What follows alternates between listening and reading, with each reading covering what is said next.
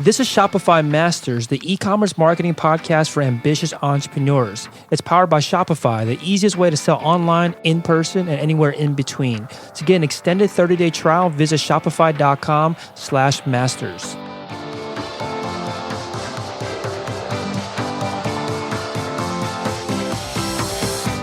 Hey entrepreneurs, my name is Felix and I'm the host of the Shopify Masters podcast. Each week we put out podcast interviews with successful e-commerce entrepreneurs or experts to give you inspiration, motivation, and actionable tips to increase your traffic and sales so your store can generate the sales you need to live the life you want. In the last episode, Candice Gallick from BikiniLux.com explains how she's building a personal brand at the same time she's building her business brand. On today's podcast, you'll learn from the director of technology at a $40 million Shopify business on how they're preparing for Black Friday and Cyber Monday. In this episode, you'll learn what it's like to run 20 Shopify installations, what it means to think about your operations as its own product, and how to manage a successful partnership with outsourced digital marketers. Today, I'm joined by Quan Nguyen, the Director of Technology from 100%pure.com. 100% Pure is a fruit-pigmented cosmetics and all-natural, cruelty-free skincare brand that was started in 2006 and based out of San Jose, California. Welcome, Quan. Thanks for having me, Felix. So tell us a bit more about 100% Pure and what are some of the products that you guys sell? Right, we scale natural cosmetic color products as well as skincare and bath and body products. Cool. And what was the, so you mentioned to me off air that the business was started almost 10 years ago, 2006, but you joined 3 years ago. Can you give us a little bit of understanding about the background, like how did the business get started? Right, the background was Susie, our one of our co-founders, the three, was working in a lab and she was working on this bio and she knocked it over. And then she came back to the lab next day and saw the table was warped. And she was like, wow, it's like, this is the stuff that, people put on their skin. Mm-hmm. And a lot of people don't realize that, for about 40% of the stuff, the skincare products or makeup products you put in your skin absorb into your skin. So that's when it kicked off. Where she wanted to create that's something that's natural, organic, and it's come from fruit pigment and vegetables based. So it's healthier alternative. Very cool. It makes sense. So when you joined the company 3 years ago, what was your background? How did you get involved in a business like this? My background has always been in e-commerce. I actually started a web hosting business back in '98 and did it for about 5-6 years. But I was young. I was 17 years old. I didn't know much about management. Didn't know much about working with people. So I took a changed career path and went into IT. And from there, I just learned about IT and then I just somehow end up in the cosmetics industry, and I love it here. I think it's a great industry to be in, and making a lot of impact in terms of lives and build out e-commerce stores and help the business bring the products to the world. Very cool. So what was the technology like for 100% Pure before you joined on? Was there somebody that was already in charge of this, or did they bring you on for specific plans for growth? Or what was the situation before you joined? Yeah, our CEO, Rick Kosick, he made a investment in technology to help grow the e-commerce side and add technology into the store and distribution channel as well. So, when I joined the company 3 years ago, we were on Volusion. The site was kind of rough in terms of operation. There's no fulfillment backend. There's no integration into our QuickBooks or our ERP system.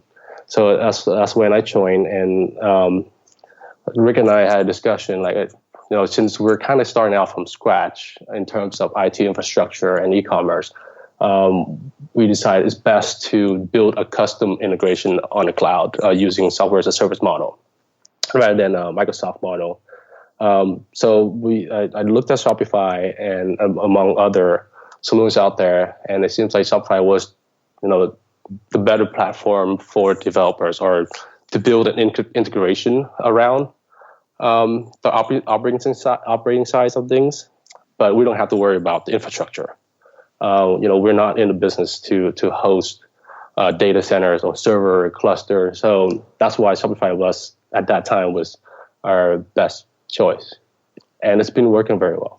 Yeah, it's I think one of the biggest benefits of coming to more of a self-hosted solution, or sorry, coming to more of a hosted solution, is that you don't have to have those headaches that you're talking about. Was it at that point? Did the company see? Was there already a ton of volume coming through the door where it necessitated this kind of change or investment in technology, or is it just kind of investing for the future plans to drive more traffic and sales through the store? The company has a pretty good amount of success online. I think we were doing about 4 or 5 million at that time on Volution, but it's really hard to update the website, and being a developer and internal team, it's we didn't have the flexibility of doing custom coding. So we made a strategic move to use a platform that allow us to do custom coding in the back end, that using the API on Shopify, to do promotions, to do integration with social media, and also to do fulfillment in the back end of the business for integration with batching and picking, and basically the full vertical of operating the back end business. So when you talk about custom coding, what can you get more specific about what you guys were doing with the Shopify API? Like, what did you need to build, like right off the bat once you joined the company?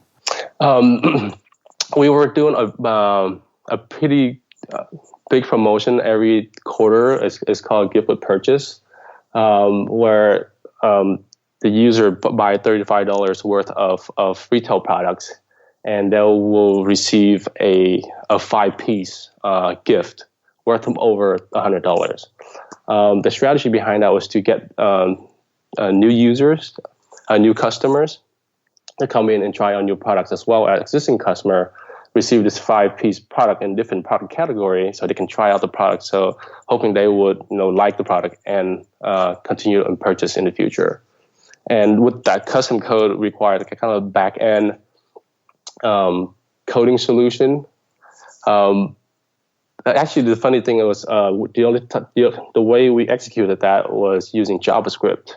When the cart hit the threshold for $35, then add this item in for free, and we found that there's quite a lot of people very tech savvy, and all they did was turn off JavaScript, and it got the free item. But actually, Shopify Plus recently released the Shopify scripts, so we're able to do in the back end without using JavaScript. Wow! So that was pretty cool. Yeah, definitely. It could be a big shocker, like wondering why there were so many of these free orders that are coming through. So was this something you guys were already, this kind of marketing or this kind of promotion that you guys were doing, was it already something that was done manually at the time and you wanted to apply some automation to it, or did you not even attempt to do it without having automation? With automation in terms on when we were on Volution or on Shopify? Yeah, it sounded like this promotion that you ran. What was it called again? It was a gift of purchase. Gift with purchase. Okay, yes. Gift with purchase. It sounds like a promotion that has been a mainstay for your business, for your marketing for a while now. Was this always something that you were doing that did not have the automated capability to add this gift in automatically in the shopping cart at checkout, and you needed this technology, or you needed to automate that piece of it, or did you guys just find a way to do it manually before having the technology in place? Yeah, we were kind of doing it manually. We just display a banner saying, okay, you will receive this gift with your order, and we just add it in the back end when we ship the order. We just add the item in. So this wasn't on the pick ticket. It wasn't relieving inventory in real time. So that's why we want to take the automated approach. Did you also find that customers liked seeing it in the cart? Like, was that also a big part of the reason why you wanted this technology, or is it more just to have better control over the inventory that you guys had in stock? Actually, yeah, both. So it's affirmation to the customer, or the peace of mind that, hey, this is the gift you're getting. This is the value you're getting. It's shown in their cart, as well as deducts the quantity in our inventory in real time. Gotcha. Cool. So this promotion that you were running was one of the big projects. It sounds like you took on when you first joined the company.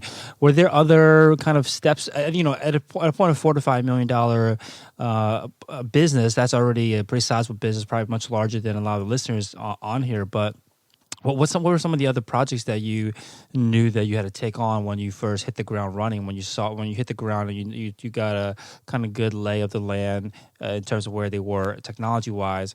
What else did you feel like you wanted to focus on that would deliver the most value for the business? A good question.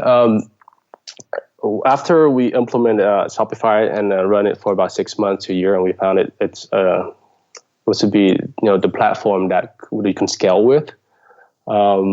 So we looked at our operations and automate that. So like I said earlier, we wanted to take a custom approach and see the business operation automation as kind of like a product, similar to how Tesla called the Gigafactory. So we want the e-commerce to pull in orders and have a batching solution that's go to our iPad. And iPad would be kind of like a digital pick ticket. And right now, we're looking for next year to integrate autonomous bots in the warehouse. Wow. So they kind of like a moving shelf or like a conveyor belt. There's a company near our office called Fetch Robotics. They have the autonomous shelf. It's quite amazing. So with the iPad, the picker can start a batch. Right? They'll probably pick like 16 to 50 orders, and our solution will kind of sort the items based on bin location and start the process. And it will automatically pull the robots will come and follow the picker based on the GPS location on the iPad. And the picker just walk down the warehouse and just pick all the items in order that's shown on the iPad. And when they've complete the batch, then the next bot will automatically come out and follow them, then the one that's completed will go to the packing station. So we wanted to add the automation in the operation. Yeah, this is, I guess, when you think about automation, there's the other side of the camp which says that you want to do things that are not scalable at first, and obviously, again, to scale your business is probably different than a lot of people. It's definitely had more success than, or it's at a stage where a lot of people aspire to get to. What made you guys feel as a company that it was important to focus on automation rather than investing the technology dollars elsewhere and developing? I guess I'm not sure exactly what else you guys had in mind, but why was it that automation was such an important area to focus on for you guys? If you look at every business, even in marketing, nowadays you kind of need to know about technology. Like even for social media and ads, right? For Google ads and Facebook ads, it's about automation now. It's about making API calls to Facebook and AdWords and create your ads in real time. And based on your ROI, you can adjust your budget in real time. We're not there yet, but I think we're starting to see we're going that direction. We tried Facebook ads and Google AdWords early this year, and it was a bit chaotic because we couldn't track which channel attributed to what order. So I think that's where business are going, and even every department in the business can be or should be tech driven and automating these to have the competitive advantage. Okay. Yeah. So, everything does start manually at first, right? Whether it means packing the orders, the distribution, setting up these marketing campaigns and optimize these marketing campaigns. It all does kind of start manually at first. Maybe at least the first day starts manually. But when do you know when you should be removing those manual aspects and automating it instead? Like how do you guys make this decision? Not just when it comes to the operations side, but just in general, like how do you know when you should stop doing things manually and invest the time, maybe even take a step back at first so that you can build up automated solutions instead? I guess it's based on the ROI, how much the overhead is, how much you're spending, or your employees spend their time, going through creating the ads or creating the lookalike manually, creating a spreadsheet, just, and getting the digital assets, and what's the total cost to that. And once you should start out with doing it manually, and then if you see some traction there, let's increase your budget slowly, and then as you scale up, there's going to be more overhead. So that's once you look at the ROI and versus the cost. So does it make sense to use a tool to add or integrate a tool to do that the automation part? Yeah, and there are kind of extremes to this, right? There are people that sometimes spend a lot of time in preparation for scale by automating everything, even before the cost of automation is eclipsed by the the gains of efficiency. They spend a lot of time just building systems before there's a lot of dollars or even traffic or orders flowing through the door. Then the other side, there are people that wait until they're nearly bursting at the seams and everything's always on fire all the time before they implement automation. So it's a very much of a sliding scale. For you guys, like, how do you determine when you should kind of step in and automate? Do you do it by preparing, or do you do it when it's obviously painful for the business, then you decide to automate? If we visit the project every quarter, and we do analysis on every project, and we measure, okay, 3 months ago we implemented this, and what has been the impact, and what has been the overhead, and where this is going. So is this something that we want to continue on doing?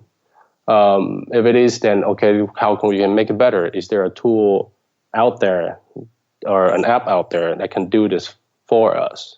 And if it does it meet all the requirements? And if it doesn't meet all the requirements and scale with the business, then that's when we decide to bring in-house and build a custom solution for it. Mm-hmm. So when you say that when you're doing this kind of build in-house, or I guess a buy or build a decision that you're going through, do you ever kind of hit like a middle ground where you decide to buy a solution, or I guess pay monthly or whatever for an app or for a solution, and then also layer on some customizations too? Like, how do you balance between the two, or do you always go 100% app or 100% in-house? We take it as an integration approach, where we actually operate more than 20 Shopify instant stores now. Even though we started out with just one, we look at the apps, what's in the app store and what's out there, and if it meets the requirements, we try it first. For example, we use Returnly for our returns. So one of our great vendors. We like working with them. So we kind of scale with their business. We launched free returns about more than a year ago, and we were one of the first to do this on the Shopify platform. So there wasn't anything out there at that time to do free returns. So we hooked up with Returnly, and they had a solution for us to use our own carrier as part of the requirements for our customer to do a self-service return, to select the item, select the reason, and then it will generate them a return label. Recently, we have a new business requirement, like, hey, we start to see a lot of returns coming in, and most of 80% of them are not returnable, or it's been used, so we can't resell it. So why don't we tell the customer to keep it? But that would require some kind of business rules, like, okay, if this customer's first time customer, they never return anything, so let's tell them to keep it. So we go back to, we work with Returnly, hey, can we implement this? And And if their platform doesn't support it, then that's when we decide, okay, we should bring this function in-house and build a custom solution for this, because there's nothing out there for it. Makes sense. So if you are a small company, or for any small companies out there, where do you think that they should be investing their technology budget? I think by $4 to $5 million, like you're saying, it's a different scale of business. But when you're much smaller, you do maybe six figures a year.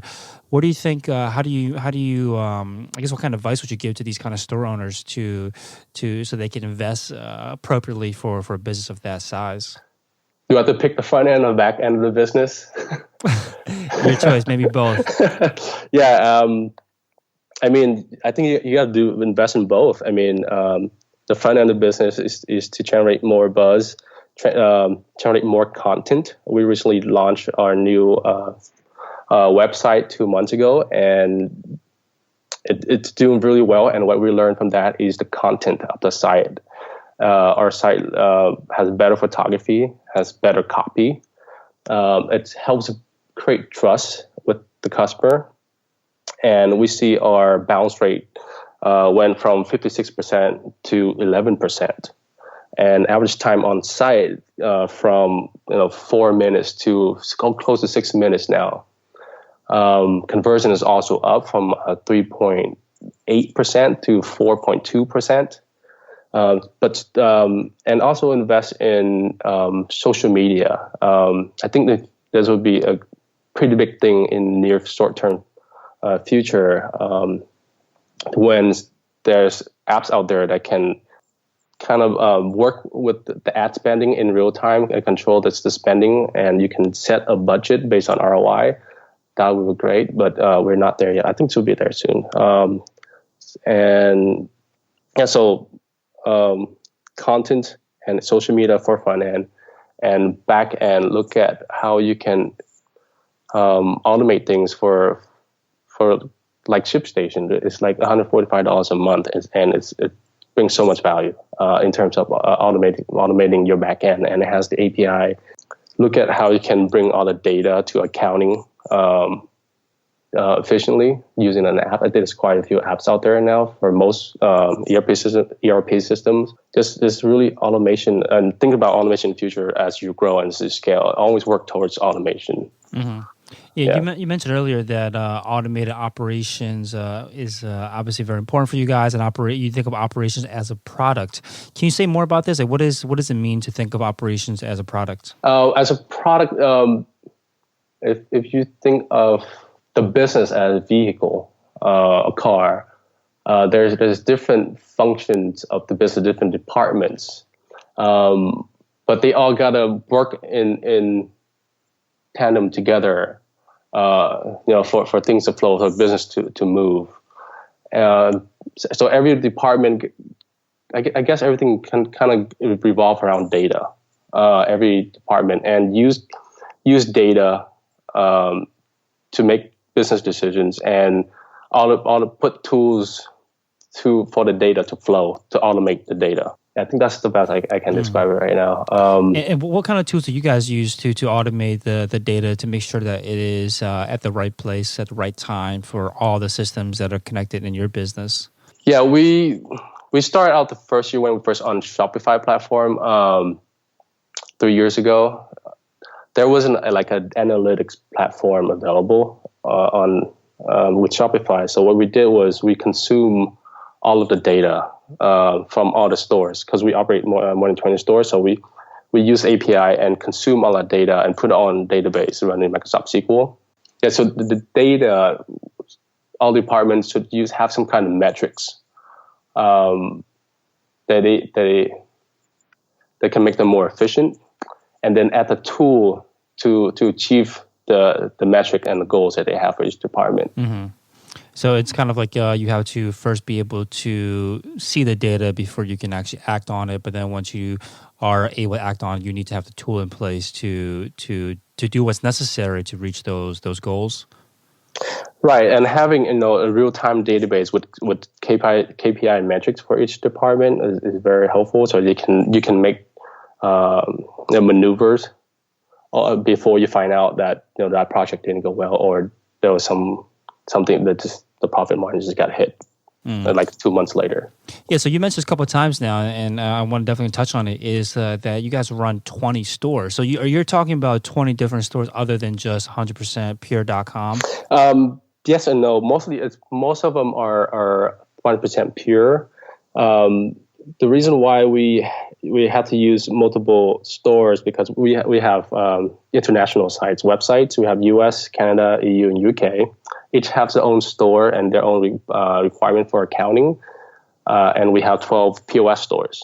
With Shopify, you can use one instance that you can have multiple POS in different locations. But for us, we have a different requirement where each store has to go into each different bank account, and then each different warehouse at that time. So that's why we have to split it up. Okay, yeah, that's interesting then. So yeah, you have different stores for the different geographies: U.S., Europe, or U.S., U.K. You said Canada. Yes. Mm-hmm. Okay, cool. Why did you feel? I guess why did you feel the need to split it up in that way?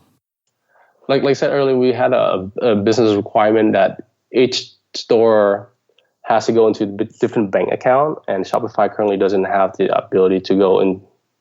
Based on currency, it goes to a different bank account. Mm-hmm. And at that time, it was easier for us to do different localizations like pricing and language. There's apps out there that let you convert that in real time. But we had this, I forgot the requirement, but we thought it was better just to separate it and manage the content locally on each site. And the promotion is slightly different on each site. That's why we had to do. Makes sense. Yeah, I can imagine it being a big kind of a headache to manage all of this and make sure everything's interconnected. Has it played out where you recognize that the pros have outweighed the cons by having so many different installations? Yeah, I mean, one of the challenges we ran into is how do we manage the products from all channels?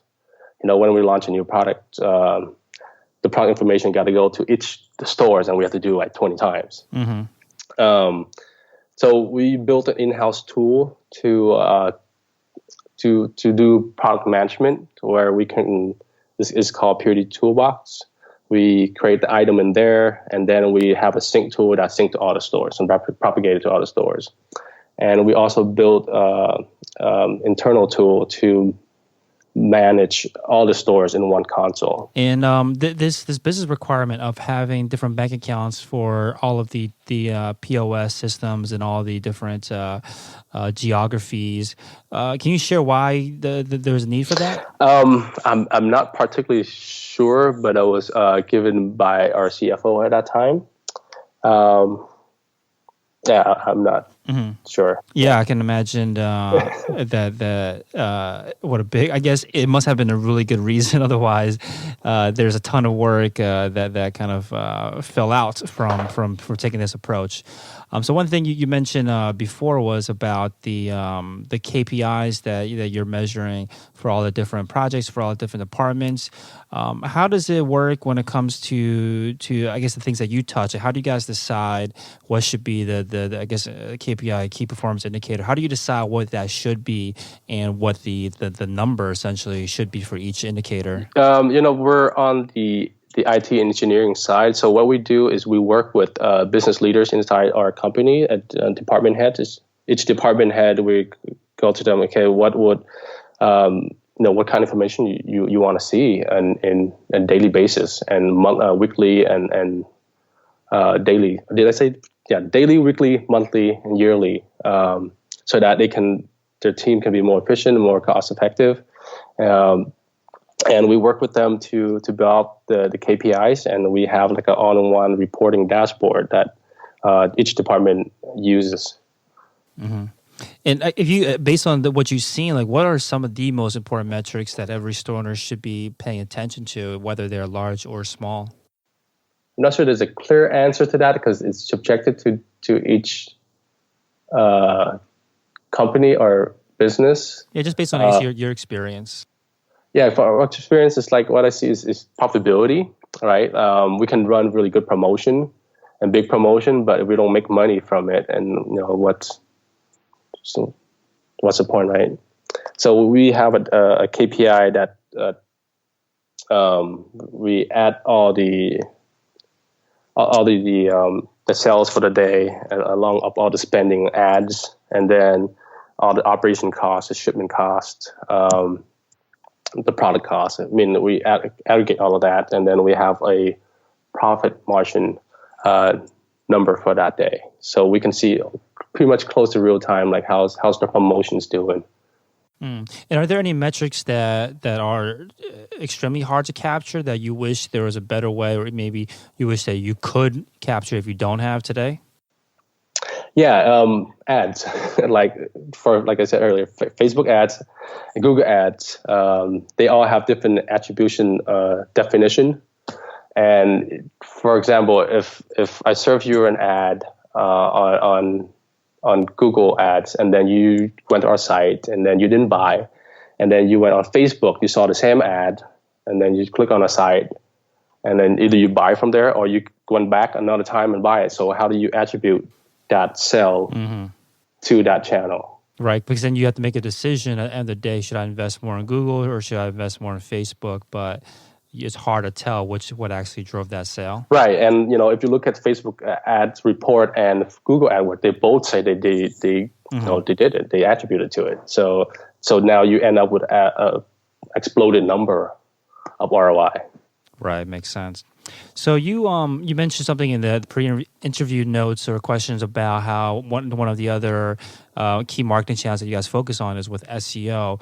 What's the strategy like for SEO for you guys? SEO is very important. Our biggest channel of revenue is email and then SEO. But I starting to see email is starting to decline slowly. I think in the near future, it will be about social media that will be on the rise. But SEO is our second largest, and I think it's the cheapest way to acquire customers. We work with a company called Online Marketing Gurus. They're based in Australia, and they helped us with SEO, creating copy for the site, putting metadata, creating a feed to Google. I think that's SEO. I think a good investment to put your money in. Yeah, so you guys work with these consultants. You outsource a portion of your SEO. For anybody out there that needs to do it themselves, whether for budgetary reasons or they're just getting started for the first time, what do you think they should invest their time or dollars in early on to make sure that their site is optimized for search engines? Well, that's a lot of it they can do themselves. There's apps on the App Store that help you. I saw a few. I haven't tried it, but they can help you optimize with the keywords for the page and creating copy for the page. And there are copywriters out there for freelance. You can get quite with a small budget to help you with the copy. Put in the right keyword and submit to Google and have a lot of pages, a lot of URLs. So okay. There's more that's get indexed, as well as getting other big sites to link back to your site. That will really help your rankings. That makes sense. So for folks that do have the budget to hire, outsource essentially the SEO, the copywriting, tell us a little more about your experience in what's the best way, or how do you make sure that you have a good relationship or a good partnership with an outsourced consultant when it comes to SEO? Like, what do you make sure that they have from your side so they can do their job, and what do you expect to get back from them in terms of deliverables or reports to make sure that they are doing their job? Yeah, with the team OMG that we work with, we have a weekly call with them. Well, let me go back and select part of the selection process. When we set out to find an SEO company, we look at what industry they specialize in. I think that's important. If you probably have better return if they are more familiar with your industry. For ours being in the cosmetic industry. So so they can write better copy, help you with better copy, better keywords, and look at Google Trends, and get some referrals, and talk to their some of their reference or referrals, see how the business or relationships working out, and see what they propose, what they can help you with, and what metrics they can help you with, how they can help you in 3 months, 6 months, towards to a year, and what you can expect. OMG did that for us. And then after we have relationship with them, we have a weekly call and, just go over all the metrics, what would be our current strategy and future strategy to bring up the rankings, and for what keywords. Makes sense. So what do you need to provide them with to make sure that they have what they need to do their job? We provide them with content, but I guess the process, we start on the content and they kind of overlook it and make change or give feedback like, hey, we should put in these keywords for this copy so people can search for it. Okay, cool. Makes sense. So you mentioned that social media, you believe, will be on the rise, that it might eclipse email marketing for you guys, which is currently the number one marketing and sales channel for you. Why do you think that is? Like, what makes you have such, a strong focus on the future for social media? I think the people behavior is going to change from checking email daily, where they can open up like Facebook Messenger or their chat apps, that they check in like 20 times a day. And I think e-commerce is gonna shift a little bit over towards conversational commerce. Mm-hmm. That's the thing now. Facebook's trying to push to put up bots and everything on Messenger, and a lot of it comes from China, and if you look at China market, how their consumer are interacting with brands, everything is through the chat app. You can get a taxi or get a ride or buy a product or order food through one app. And I think that's where the social media over here is going towards. You can talk to a bot and get your questions answered and place an order through a bot. So I think this is a great topic especially for someone like with your experience, because automation has been such an important focus and investment area for you guys. Email and SEO can be automated, or at least can be outsourced to a point where it doesn't have to be hyper personalized for each individual. But when it comes to conversational commerce, do you feel like it could be a much bigger challenge or harder challenge to automate, because maybe in the environment that you're interacting with the customer in is expected to be more intimate, because it is one-on-one conversation through chat, which is typically how they use chat to talk one-on-one with their friends? Yeah, and that's the app that everybody opens every day, multiple times a day. I think it's email. It seems like kind of like a to-do list now. Mm-hmm. Whereas a chat is now just about relationships. And if you run in business, you want to create that relationship with your customers, and having that real time chat and connecting with the customer is I think that's where it's going.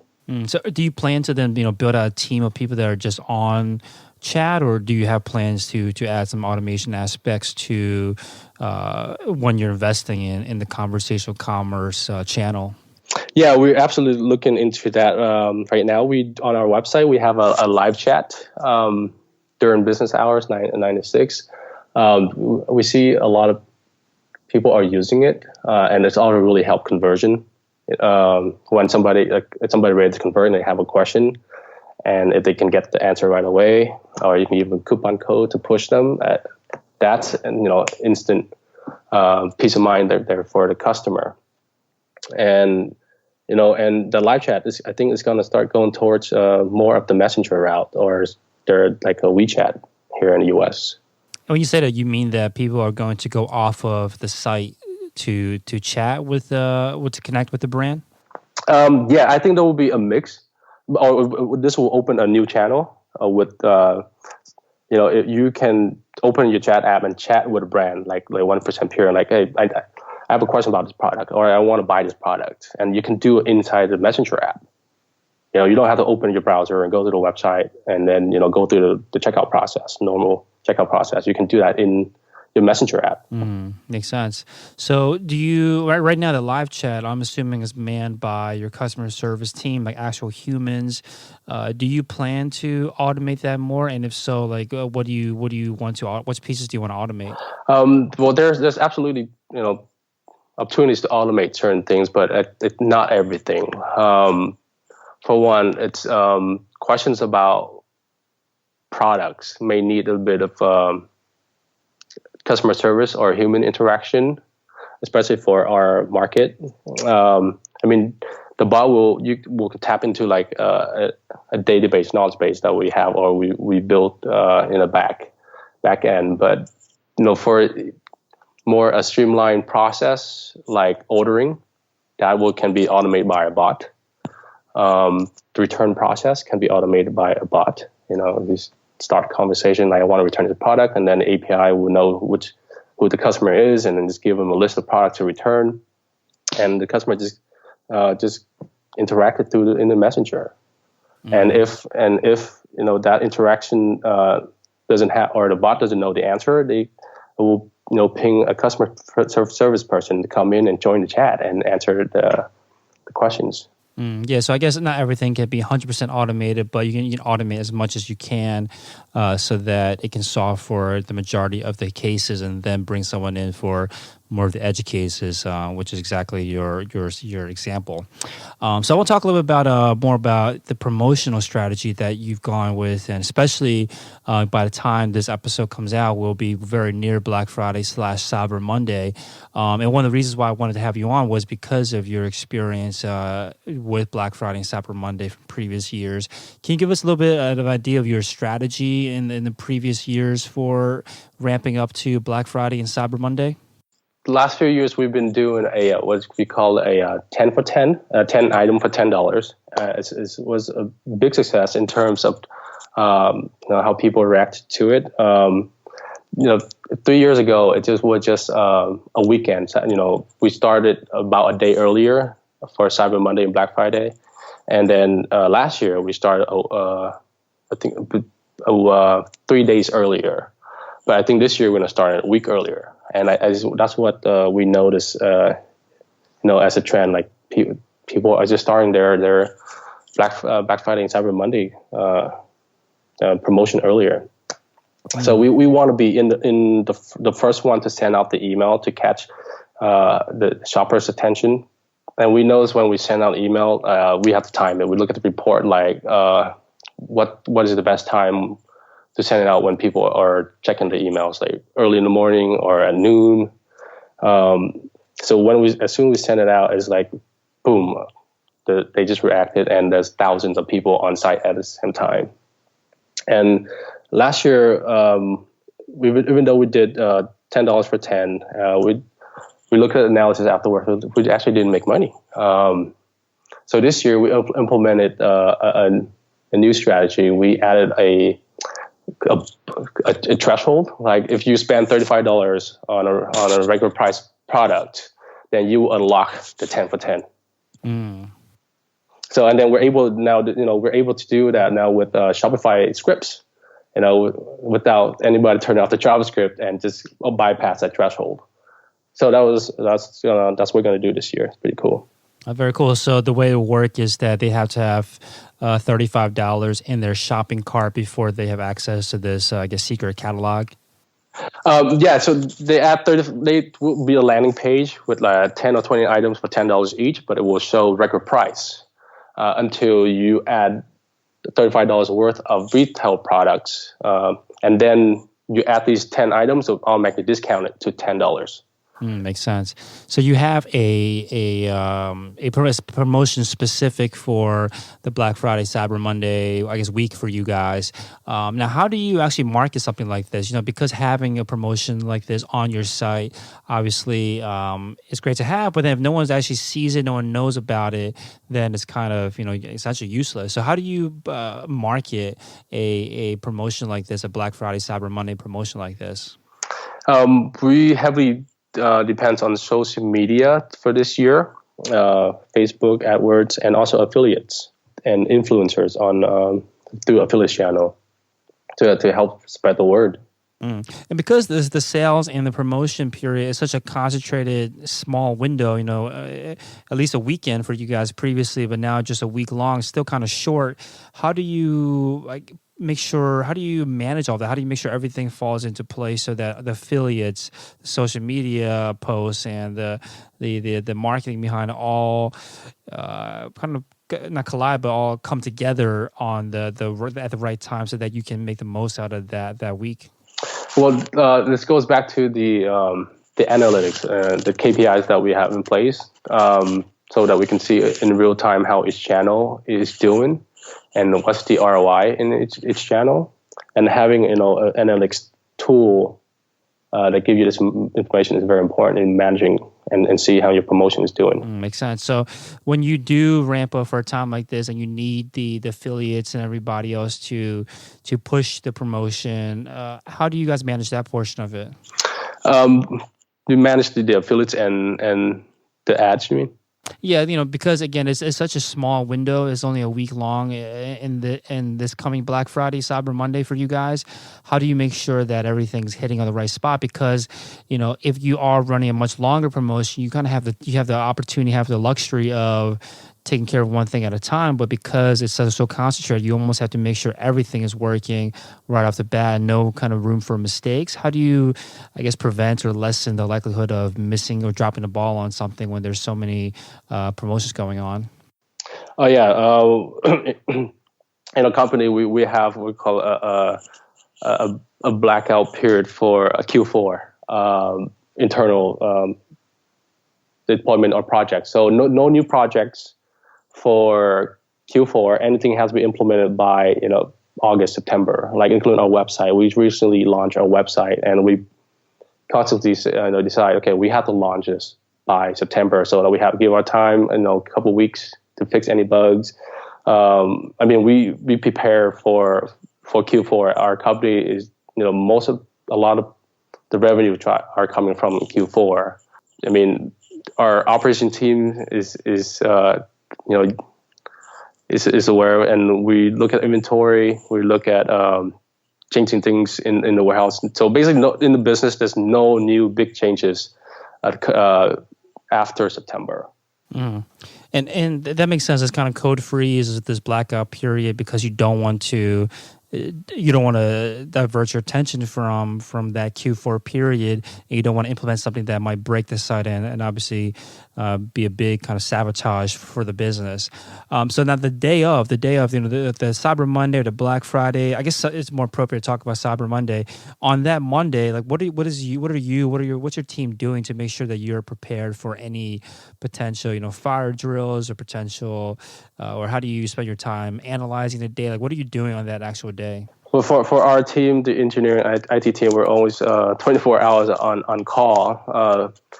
But this year, we're doing something different in terms of company-wise, that we planning our employees be with their family, not working. But the promotion we run, we prepare for it. We've been planning it for the last few months.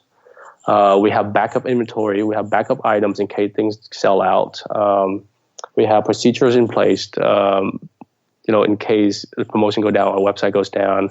We work with Shopify, our account manager, make sure we have enough bandwidth and server load to handle the traffic for Black Friday and Cyber Monday. Very cool. I like how that because you are super prepared, you don't have to have somebody on call. You don't have to have your employees working on the holidays because you have that preparation in place. I think that's definitely a goal that a lot of stores should aspire to. You don't have to always be on call all the time if you are putting in the preparation for it. So again, the business has been around for 10 years. You guys operating 20 installations now of Shopify. Can you give us an idea of how successful the business is today? Yeah, we've been grown about 45% year over year.